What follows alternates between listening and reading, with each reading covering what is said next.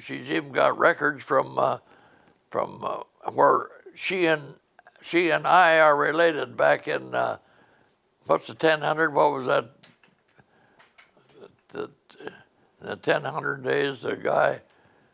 You're talking about William the Conqueror? William the Conqueror, yeah. She and I both have the same relation. She,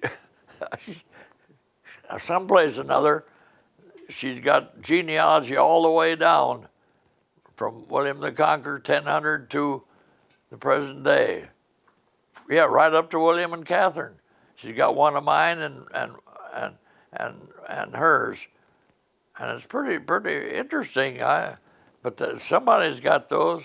I give all the stuff away because I didn't want it to get lost, and I hope, like this book here, I hope it stays in the family.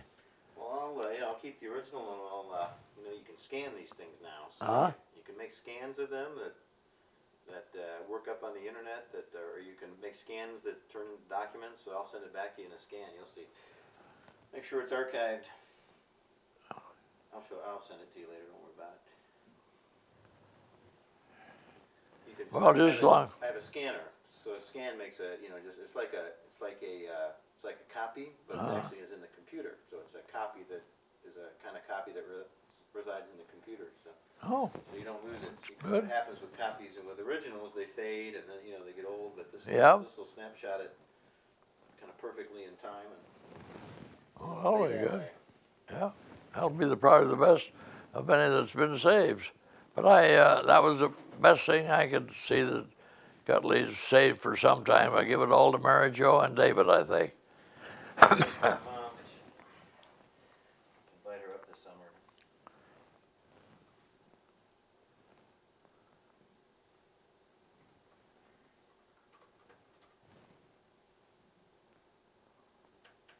So, kind of covers your childhood there. So I kind of want to move on to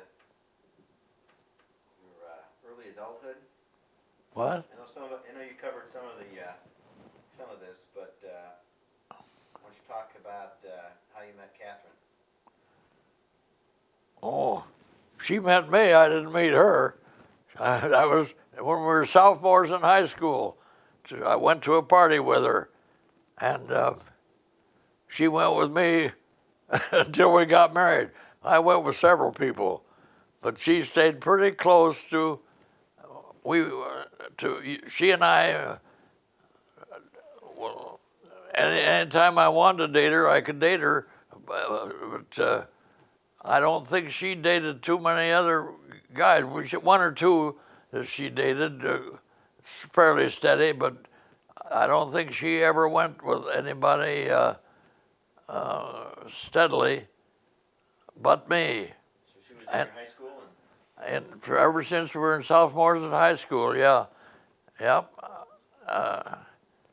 And thank God, some of the gals I married, I went out with. I'd hate to think of having to living the life with her. Catherine's been a wonderful thing that she stayed with me rather than me staying with her. And then we did elope finally. One time when she went to California, and when she came back, I decided we should get married. So we decided in 3 days, I guess, to get married. And I got a guy to take us to Valparaiso, and had the Marian, they called him the Marian priest over there, Marian preacher. And he married a lot of people from Valparaiso, out of Valparaiso. That was his job. He was justice of the peace. He was the justice of the peace. But he married a lot of elopers. And we went over there one Sunday, got married. She had to use her mother's wedding ring. We had no engagement period or anything. I didn't even have she used her mother's wedding ring. I was underage, so I had to lie about my age, and we had to go over to get a license to another town and back to Valparaiso to get married. And we married in secret. who was had friends, judges in Valparaiso, wrote him and told him, asked him if Catherine Follett was any, Catherine Kimberly was any his relation. So he knew about it, and he kept it secret until we let it out. Well, I remember the day we let it out, he said, well, I knew about it for a long time. And he'd known about it since this guy wrote to him and asked him if Catherine Kimberly was any relation to him. And of course, he said, You just met and got married in the courthouse? Is that what you said? wasn't the courthouse, just the peace office, just the peace, right in his house. It was right in his house. But he was called marrying judge. He married a lot of elopers. That was kind of I guess more than any other justice of peace in the country. Anyway, that was kind of a record guy. Well, anyway, that's the guy we knew about, and we went over there. I had a guy from my work. I had no car, my own. He took me over there that Sunday, and got married. That's how quick we made our decision. Do you have friends? Anybody, do you have witnesses or friends go with you? He was the only one. The guy drove the car, the only witness we had, and I had to. I don't know how I got by with lying about my age, because I think he knew it, but he told me I was too young. But for some way or another, I was only 20, and you had to be 21, I think, without permission or something. Anyway, some way or another, I remember we went to another town to get a license. We had to get a license and bring it back to Valparaiso before he could marry us. I didn't expect to have to go to another town. I don't know why it was open. That was Sunday, I think. I don't know why that office in Valparaiso or wherever it was. There's another town, not Valparaiso. It's a county seat.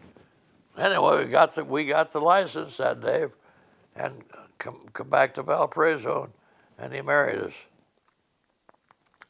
But it was a very, I'm sure, not a very happy marriage for her. Anyway, she did it. And so then what? So then you went back, since you didn't tell anybody. Where'd you both go? She met her. I didn't even take her back to Chicago, or go to her aunt's, and her aunt didn't even know we were going to get married, of course, and so she called him and told him she couldn't go for some reason. And she says, well, I'm here in Chicago now. I'll meet you out at some restaurant along the route back to Fort Wayne. Her mother lived in Fort Wayne, and she waited. We left her off. The poor girl left her off at that restaurant. She says, stop, I'll meet you at that restaurant on the way back to Fort Wayne. Well, her get there for 2 or 3 hours, so she sat there in that restaurant waiting, and we went on back into Chicago. She sat in that restaurant for 2 or 3 hours waiting for her aunt to come through to take her back to Fort Wayne. And this guy and he had to get the car back. He'd get his car back, or he had some engagement or something, so we had to leave her right stranded out there at that restaurant. And her aunt didn't pick her up. I think she waited there a couple or 3 hours before her aunt came through to pick her up. Why did you finally decide to announce it? How long did it take to announce it, and why did you finally decide to announce to everybody the wedding? What? Well, why? First of all, why did you keep it a secret? Well, I don't know. She wouldn't have kept it a secret. She'd have moved into an apartment right away. But I don't know. I had some kind of silly idea that I didn't have the right kind of job, and I don't know what we did. Anyway, she kept her apartment for a while, and I went back to my boarding house, and then we finally announced it after she got. She's the one that she instigated it. She's the one that got sick of that, so she moved with me into a boarding house, and we stayed there for a couple of months, I guess, and then she picked up this apartment out on South Shore Drive. Or she had a couple of friends from Casalpas that lived there, so she learned about this apartment. So she moved us out. We moved out to that apartment, furnished apartment, no furniture, nothing. And I worked at the streetcar company, I guess, until I got this other job. May have been a year or so. We lived in this little one-room apartment. I don't know why we didn't start renting a house or something and move into a house, but we didn't. I still was in doubt about my future, so I was reluctant to make any permanent decisions. So she stuck it out with me in this little boarding house for a while. I guess we stayed a month, maybe 2 months there, and she finally, of course, got sick of that. She had nothing to do, and she got this little furnished apartment out there, and we lived there until I was working at the Midland Club then, collecting, and until I got transferred to. No, we moved to another apartment outside of that. We moved to. We moved to another apartment because where John was living with us, and I was working at the Midland Club then, and we moved to a little bit bigger apartment, and John lived with us. We had, John had to sleep my brother had to pull out bed where he laid it down in the living room, and Catherine and I had a bedroom out there, but we lived out there until the spring, till I forget, 1929 or 30, I guess. I went to Olympia Fields. We tried to get an apartment out there, could find no apartment to live in, so she went back and lived with the folks that summer. I stayed at Olympia Fields at this country club, and that's when I met this guy that got me into Sears Roebuck. In the fall, I come back and got this mediocre job. It wasn't a very good job. Well, it was an extra is what it was, what they called extras. So that was 19, you were 20 years old. Catherine was? 20, yeah, I was 21 by then. 21? Yeah, I was 21 by then. I was 20 years old when we got married, but I think that fall, we got married in April, and I think I was 21 in August. So I was 21 shortly after I was married. Anyway, I was 21 when I moved to Olympia Fields.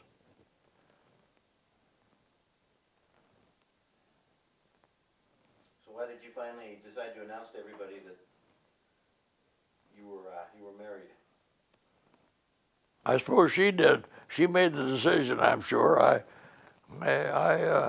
didn't. I don't think I instigated it, but I let her go ahead with it. I forget just what day we made the announcement. Anyway, it must have been shortly. I don't think we did it until I moved into the. She moved into the to the boarding house with me. That's when probably I made the announcement. We had to, of course, tell the boarding house we couldn't sleep together in the boarding house until we announced our marriage. So I'm sure right around that time is when we announced it. Just before I moved into she moved into this boarding house with me. And of course she's the one that, from then on, she instigated most of the 28 or 30 moves that we made, always for the better. She always upgraded our living conditions. Pretty meager at first. Well, at first, yeah, we didn't. We had this little furnished, didn't have furniture. And the furniture, the next apartment we moved to, her mother, in the meantime, had divorced, and all of her mother's furniture, most of it, pretty complete, was stored in her friend's storage room. And Dick Beckwith, who went to California, the guy who went to a close friend of mine, kept bringing me over different parts of the furniture as we enlarged our apartment. First, I think he brought over the rugs and Davenport, things like that for a living room, and then the bedroom sets came a little bit later. 3 or 4 different times as we kept enlarging the apartment, we'd move more of her mother's furniture over there until we had the dining room set, the living room, well, all of her mother's furniture practically. But we didn't get it all at once. We got it kind of a piecemeal thing as we enlarged, as we kept enlarging the apartments. And finally, I guess when the final move, we got the final amount of furniture, that was the dining room set, is when we moved into an apartment, or not an apartment. Yeah, it was a big, well, it was a house. No, it was a house out on 98th Street. That was the last of our apartments. This was a house that we rented out on 90. That was another one of those foreclosures deals that was in the hands of a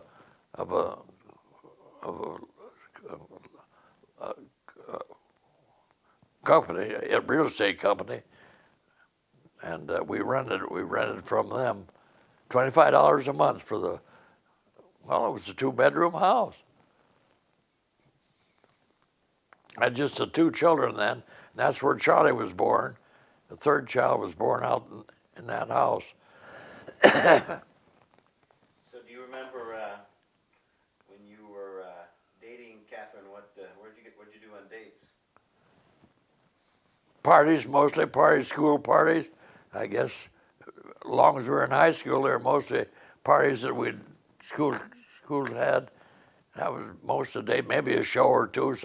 South Bend had a big theater, maybe 1 or 2 that I could afford to take her to, but mostly were free parties with high school events that we went to on dates.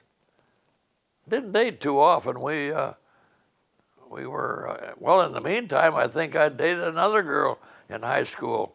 Yeah, I did, pretty steadily for 1 summer. Didn't date Catherine at all. Had this other girl. She was a class ahead of me. And for quite a while, I went pretty steady with her. Didn't go with Catherine at all. Then after I give up, and then I give up dating altogether. I didn't date anyone. I was going to date my senior year. I was going to devote it to study and not date at all. So I kind of broke off with her and never did get back to her. And then gradually I started dating Catherine again. But she was more faithful than I was dating me. There's a couple of guys that she went steady with, but not too many. Not too many. And anytime I wanted to date, I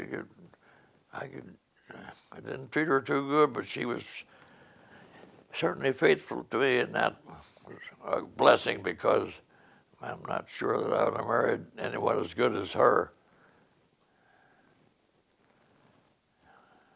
I could have run into some girls that might have got married rather than her in that interim. Thankfully, I didn't, because she was a faithful woman. Never believed too much in working. She always, somehow or another, she always lived about not having enough money or anything. I had was pretty meager and a lot of times, but she never worked. Once in a while, she'd work around Christmas time at dime store, turkey and dime store, or some Christmas help. But very seldom she did that. She lived on, I don't know how she did it, but she didn't live, we lived in pretty good quarters. We moved to the suburbs. We moved up to Wilmette, lived in a whole house in Wilmette for a while, always in the suburbs, in a house. I think I was making $50 a week. And she always made do and ate 3 meals a day and paid food. She got in. We lived with a cot thing when we moved into the much of a bed, but Mary Jo, I forget what Mary Jo had. Well, I guess she had a crib, of course, first, of course, but afterwards, I don't remember what kind of a bed she had. She had a bedroom.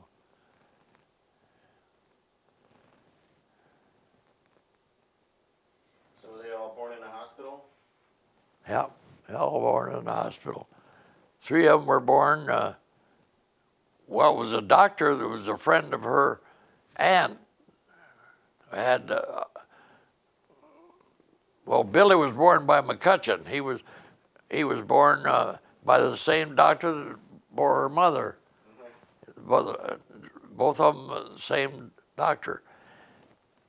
And then the two others was after we were in Chicago, and they were born South Shore Hospital in Chicago, and the doctor was a friend of her aunt's, the same doctor from Mary Jo and Charlie.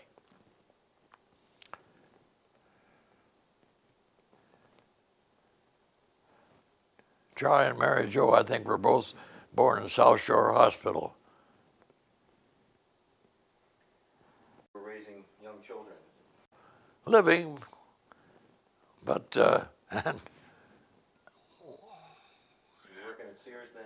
yeah, I was working Sears all that time. It was a very meager salary, but somehow or another, Mother got us out of this one room. Well, that's when Billy was born. Then we moved into another larger. It had one. No, it didn't have a bedroom either. It had the living room and a dinette full kitchen. It was bigger than the bed. The bed, as I remember, Kathy and I pulled. It was in a closet. We had to pull it out of the wall every night. We didn't had a bed, and then that was when some of the, I guess, living room was that important, and the rug was brought over for our living room, and then we had this pull-out bed, so we didn't have the bedroom yet. And the next apartment, we had a bedroom. That's when John lived with us for extra income for us. I think he paid us $10 a week. And he had to sleep in a fold-away bed, pull out every night and spread it. But she and I had the bedroom furniture from our mother at that time. And then that was when she had to go back to live with that apartment. We had to give that up, and that was the summer she went to live with my parents, pregnant with Billy. And when we moved back into Chicago, no, we moved back into Chicago, and that was when I can't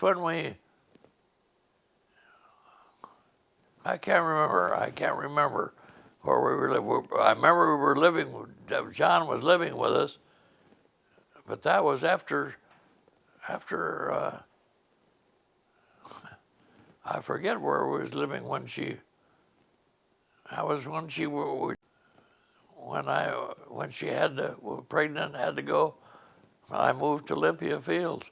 Anyway, when she come back, where'd we live? I don't remember. I thought we lived in. You remember what was your first car? What was your first auto? Oh, When did you get that? My first car was when we moved out of Chicago. We never had a car in Chicago. From time to time, we used her grandfather's old car, but we never owned a car until we moved to Grand Rapids. And one day I saw we always had good transportation to the store back and forth, but she did some long trips carrying groceries in a baby buggy for many years. And finally we got a car when in Grand Rapids. I saw a car on the side of the street, secondhand car that I think was $600-700, And that was our first car. That was when I lived in, that was our first house in Grand Rapids. What year? Early 40s. Early 40s? Early 40s, yeah. That was our first car.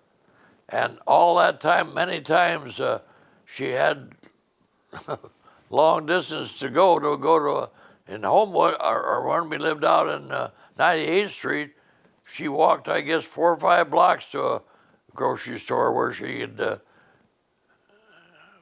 no, even in Chicago, she had to carry food and we had Mary Jo and Bill Lynn, and she had just a baby buggy I think she walked 4 or 5 blocks to there's a little store across the street where she could pick up things, but to a full supermarket, she had to walk 3 or 4 blocks to that, and she carried the stuff in the baby buggy home, had no other means of transportation.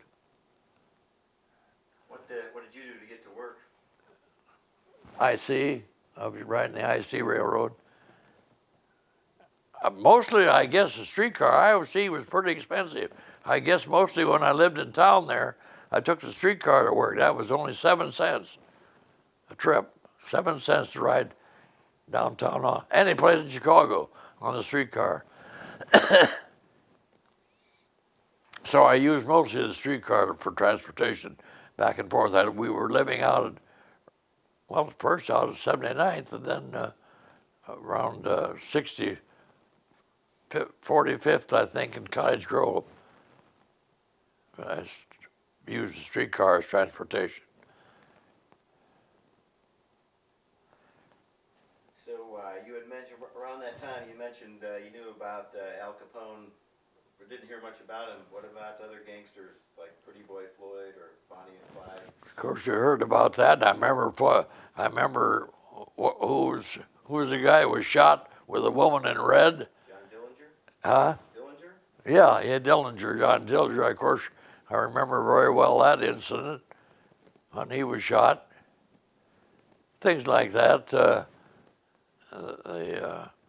Confederates of Capone, a lot of their names now. Do you remember what you and others thought about the gangsters? Were they kind of folk heroes? We never thought too much about them. As I say, I never, only when I'd come back to Cass, they'd say, how can you live in Chicago with Al Capone running wild in Chicago?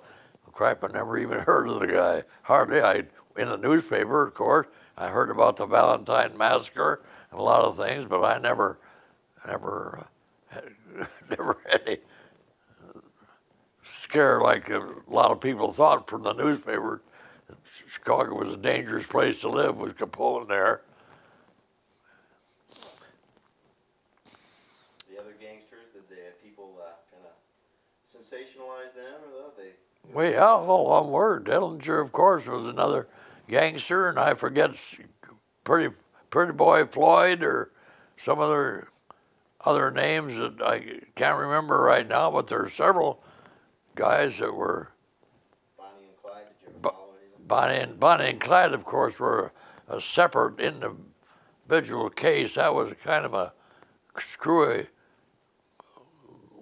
and before they caught up with them, but that was a very maladjusted man and wife, or I guess they were man and wife, maybe just boyfriend and girl.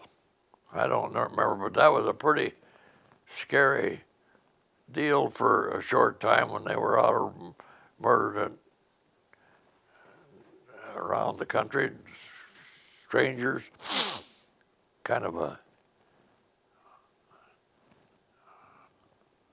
odd bunch of odd maladjusted two persons, I guess. That didn't last long. A lot of publicity while they were on their splurge, but they were caught soon and never heard any more from them.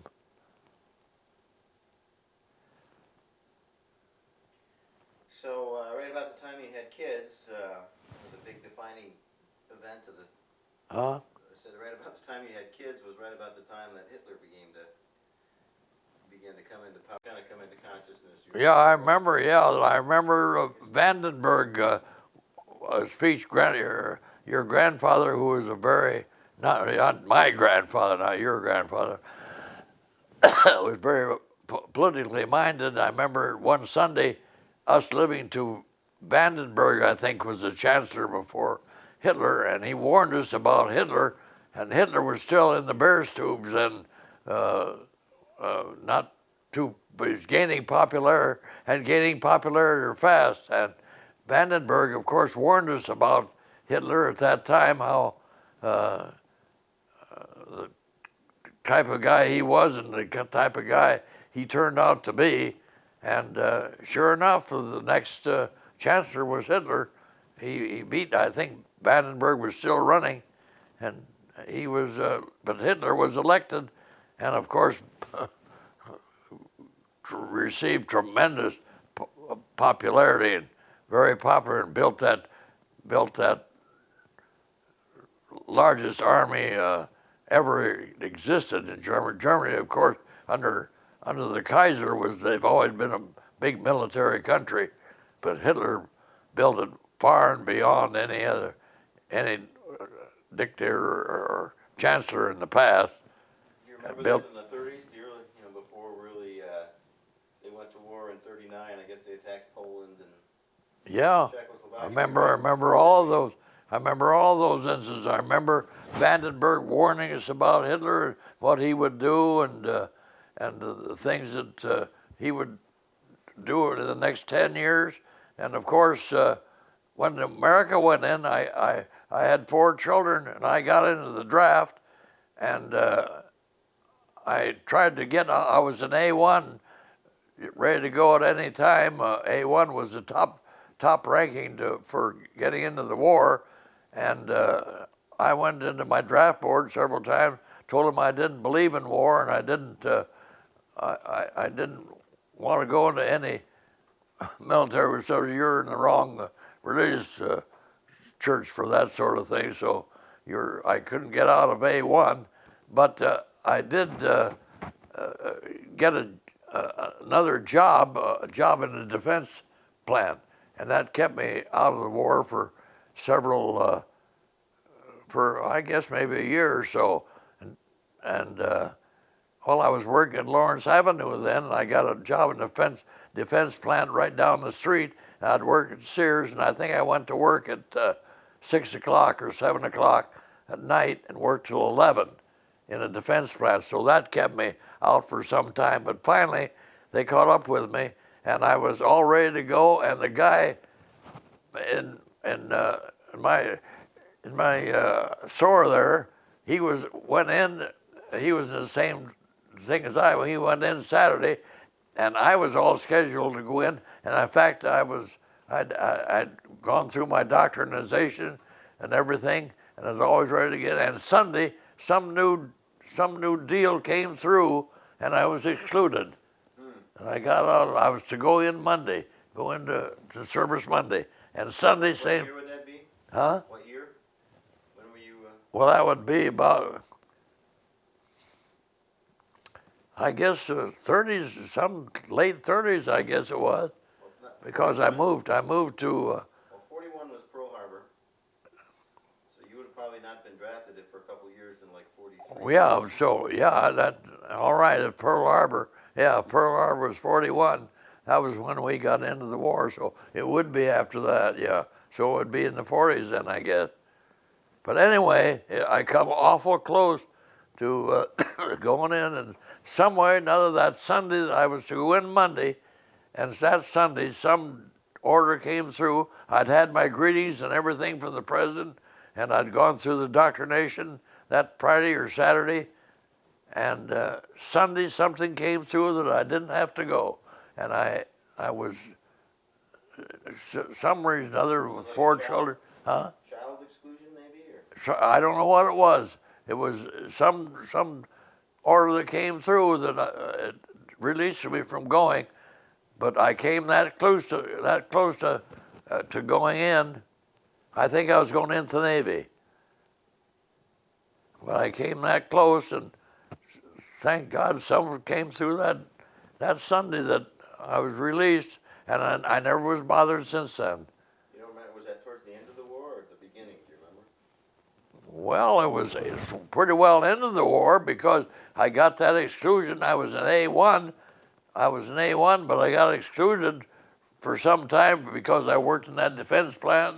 How long did you work in the defense plant? Probably 6 or 8 months. 6 or 8 months, and then what did you do there? Huh? What did you do in the defense plant?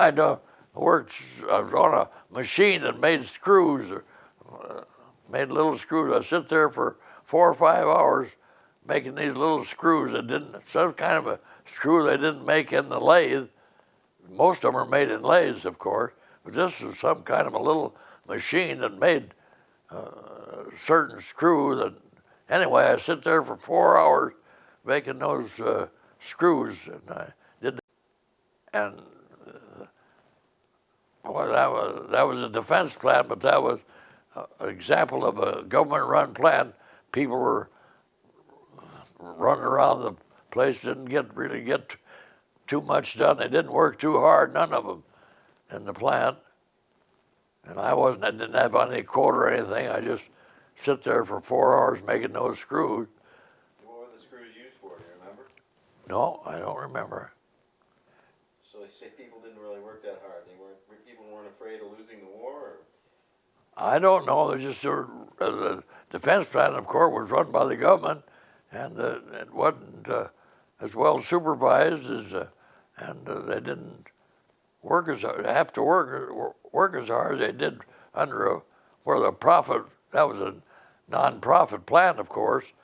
What it was a government plant worked for 10% over cost or something like that. Anyway, they didn't really work. Nobody really worked too hard. Not like they would under private management. Anyway, I stayed there for 8 or 9 months, I guess, until they finally drafted me, and then I came that close to going, and I still don't know exactly how I got out. But that Sunday, something came through that released me, and I was never bothered since then. I think probably they had some rule that with 4 children you didn't have to go or something. Anyway, I came that close to getting into service. So do you remember when the Germans first attacked Poland and began the war in Europe? Yes, of course I remember all those events. What was the mood of the? Well, the mood is, of course, they were all non-Nazis. There were very few Nazis. They were all against Hitler and what he was doing in the country. But there's a lot of them that didn't think that. You know what caused Hitler is that the Allies from the First World War were taking several terrible reparations. They were taking the machinery right out of the factories, and the Allies were making terrible reparations upon Germany, unbearable, and that's what caused Hitler. And if the Allies would have let up and let Germany get back on their feet, there would have been no Hitler. Hitler was caused by this terrible unrest in Germany because they were deprived of even a standard living. The Allies were taking so much of their money and even the furniture, even the machinery out of their factories as war reparations from the First World War.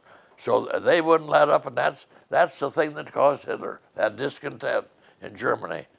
If they'd let up and Hitler, a guy like Hitler couldn't gotten control, Germany would have got back on its feet without having a terrible man like Hitler. You remember thinking then that before Pearl Harbor happened that the United States would go to war with Germany, or do you think that it was a European thing? Well, I was, of course, against Roosevelt getting into the war. There was, as I understand it, the Japanese had made, in the first place, why didn't we know that the Japanese army was sitting right out there for bunch that was sitting right out there, not far from Pearl Harbor, a big battalion of Japanese army, and certainly we must have known that something was going to happen like Pearl Harbor. That did happen anyway. A lot of people think that was sinful as though it is, that we allowed Pearl Harbor to get the people in the mood for war. People were against getting into World War, and a lot of people think we knew that was going to happen, something like that. The Japanese army would make some sort of an attack like that to get the people in the mood. And of course, the mood changed directly after that. People were all for. A lot of them weren't America First. People weren't like I remember Joe Kennedy, General Wood, Lindbergh, those guys, what they called America First. And they saw the reason. And the guy they had in England that tried to make concessions at the last minute before England got into the war, and then before England got in before us, they tried. Chamberlain was the prime minister that tried to appease Hitler and give him No, he's the one that got it. But the guy that tried to make the concession before that, he came back, but he was defeated, and then that's when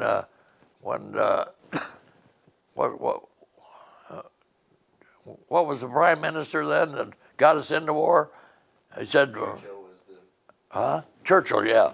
So when Churchill went in, was it Chamberlain that came back with a... Chamberlain was the one who tried to appease Hitler and said, he's yeah. give him the Sudetenland, but he won't go any further, and then he attacked Poland. And then he was defeated or something, and that's when Churchill came in. And Churchill, of course, was a warmonger, and he's the one that said that we're not fighting this war to give up territory, but certainly soon after that, all their territory was given up. India and all of their big stations they had to give up and become a lot of their the British Empire was conceded later. India and some of the big countries all gained their independence. What did you? So once you were able to avoid the draft, did you still have to work in the defense plant? Well, that's what helped me. Yeah, helped me get out. It wasn't. Still work there, or did you not? Did you still work there after that, or not? Well, no. They finally, even though I was working there, they finally decided that I had to go. But then you didn't have to work there anymore after that? No, I quit then when I didn't. Well, that was not too soon after. It was pretty soon after. Of course, I quit but that was a pretty short note, maybe a week or so. That I was suddenly. The defense plan was not used as an excuse, and they drafted me for war. But that was only a week or so that I was in there. And as I say, the Saturday before, I had gone through indoctrination. I got my notice from greetings, what they call greetings, from FDR, and then I went, and that was only a week or so after I quit the defense plant, I think. Still working at Lawrence Avenue, still there, and of course, although General Wood was America First, Hitler, when we got into war, of course, Sears backed their employees going into the service. They wouldn't tolerate any guy not refusing to go into service. They wouldn't help him or back him. So what do you remember about about Pearl Harbor and the day they attacked and how you heard? Of course, that was the mood of the United States changed drastically. That's what. A thing I didn't mention. It seems to be that a couple of days before that the Japanese had made some radical concessions that I guess were turned down, not even heard too much about. They about if we wouldn't declare war, and that the Japanese people had made just a couple of days that nobody heard too much about, but a couple of their envoys had made some radical concessions to if we wouldn't declare war, but we couldn't get the country to declare war. But some people think that we didn't listen to their concessions, and that's when they bombed Pearl Harbor, after we wouldn't listen. And a lot of people think that we didn't listen because Roosevelt, of course, wanted to get into war, but he couldn't get the country to back him. And that mood changed, of course, that day, radically changed. Then we were definitely, the whole country was behind FDR. How did you hear about Pearl Harbor? Did you hear it on the radio, or did you hear the president's address? Or? How did you hear about Pearl Harbor? Papers, I suppose, about the terrific amount of deaths and the terrific damage it done to our fleet in Pearl Harbor. Of course, we heard that loud and clear from media, directly, right. On the radio, you could hear it. Radio and newspapers, everybody heard it. Of course, that was the big news of every phase of the media was full of it.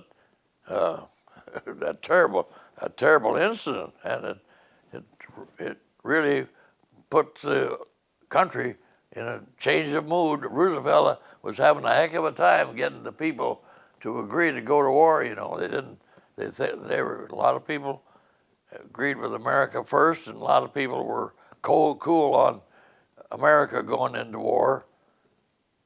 But that changed the mood real good for him. It changed it, definitely made a big change. That right immediately. He had no problem after that. What about rationing and things during the war? What was life like with rationing and other things that were happening during World War II? Well, of course, everything changed to defense plants, and a lot more of our manufacturing went into war after we got into war, and of course, tremendous amount of soldiers were drafted to go into the war, training to go into the war. Weren't there coupons for food? Yeah, we had coupons for food. We didn't have a car, but gasoline had coupons. Yeah, we had, our food was all ration. We could only get so much meat, mostly, I think. But we we had to get coupons. There's only a certain amount of food you could get. Yep. Did we have any relatives in the war? Did your brothers No. go, or? No, all my, well, yeah, Ralph got into it. Ralph was in the Navy. John for some reason didn't get into the war, but Ralph was drafted into the Navy. He was in the Navy for 2 or 3. He never left. Where was that training camp up north of Chicago? There, Navy. There's a Army and Navy both up there. Two different towns. Anyway, he stayed in that training town. Of all of his service, he never had to go to war. But Everett, Virginia's husband, my brother-in-law, was in the service, and he went overseas. And Robert went overseas. He went to Italy. My younger brother, one we'll see tomorrow, if we go. What was his job there? What did he do in Italy? I don't know. He got in the invasion of when we invaded Italy. He was in that group. I don't know whether he got into real battle or not, but he was in the, Was he in the infantry? Infantry, I think, yeah. Did he have, Yeah. he had polio? Huh? Did he have polio? Later after he got out of the Army, yeah. That was his last that was his last healthy event. He came back, and of course continued his work with kitty litter, and then shortly after that he got polio. But he was in perfect health, of course, when he went to Europe. But he went to Italy. He was over there in that when in the invasion of Italy, in the infantry, and I don't know if he got in any great battles. I'm not sure of that. Anyway, he served, and Ralph never was sent overseas, but Bob was, and Virginia's husband was. Virginia's husband was. I think he was overseas. I know he was in California quite a while, but I think he was overseas. I guess I'm not positive of that, because I know Virginia lived with him out in California for a while when he was in service. She went out there. So I can't remember. That was my brother-in-law, but Bob was definitely sent. The only one, I guess, maybe, I don't, Everett may have not have gone. And of course, Ralph, for some reason or other, stayed up there at the Navy base up there in north of Chicago, one of the suburbs north of Chicago. But he stayed there all of his service. Never had to go overseas. Oh yeah, Charlie. I think, yeah, Charlie was drafted, and Charlie went in the Navy, and Charlie took trips to Japan. He was in the regular Navy, and he'd gotten, I don't know what kind of skirmish. I don't think he ever had to go ashore. Well, he wasn't in the Marines, of course, but he stayed on the ship. But he spent time in Japan. Charles did. Yeah. So he. In what year would that have been? Oh, that would have been late in the war. I think that would probably have been after Germany got out. We were just in war with Japan. But I can't remember the year, but I remember he was in. I remember that, and Billy too served. He served in the National Guard, I think. Before that, yeah, he had to spend time in the National Guard. I don't think he was ever drafted for the Army. I think he got in the National Guard. Yeah, he was in that. So there's two of the boys that, and plus my two brothers that were in that skirmish. Yeah, but your boys were after World War II. My boys, I don't know whether Bill went in before. Bill was born in 32. He would have been 13 when the war ended. Well, I don't know. He went. Why was he in the National Guard? He was in the National Guard, I think. National Guard, the Korean War, maybe. Huh? Korean War? Korean War was in 50. He would have been about 18 during the Korean War. But Charlie I can't remember that. Would have only been, he was born in what, like 35, 36? 36, I think, yeah. He would have been 9 years old when the... Well, he went in the Navy. Right, but he wouldn't have been in World War II. World War II, yeah. Yeah. Mm-hmm. World War II, but I think it was after, huh? It might have been the Korean War. No, not Charlie. Charlie would have been 9 years old when World War II ended. Well, it certainly wasn't in there 9 years old. I don't know. He was born in 36, the war ended in 45. So he would have only been 9 years old when the war ended. I don't know when he was born. Exactly. By using this here, yeah, I think he, anyway, it may have been the Korean War. I don't know. Anyway, he had to serve. Yeah, he did serve. I think he drafted. Probably the Korean War. Yeah, because I know. I don't know why he went to Japan. He was in Japan for a while. Did we have men in Japan? Because he served. He landed in Japan for some reason or other. A landing stop for the Korean War, because Korea is close to there, so they might have. Well, some way or another, he was in Japan for a while. What do you remember about D-Day? E-Day is what? D-Day, when we landed in the Normandy beaches, and What? D-Day, landing in France, Normandy. Well, of course, I remember it vividly, and I remember what a terrible thing that was. Those guys, well, they weren't any more open than a lot of the Japanese towns that the Marines went in, I guess. But I certainly remember that day, yeah. Yep. A lot of excitement building up to that day, or? I don't know about building up to the day, but of course it was kind of a secret, I guess, on the day we were going in. And of course it was all over the news at the time of that invasion. It was a very important day in the war. And I remember it vividly on the day. Things kind of stopped at work, or what happened to everybody? Everybody kind of talk about it at work, what they. Well, yeah, everybody was talking. Well, sure. When they found, as I remember, there was a secret on the kind of come out all of a sudden, and of course everybody was. That was a great event, that invasion of the E-Day.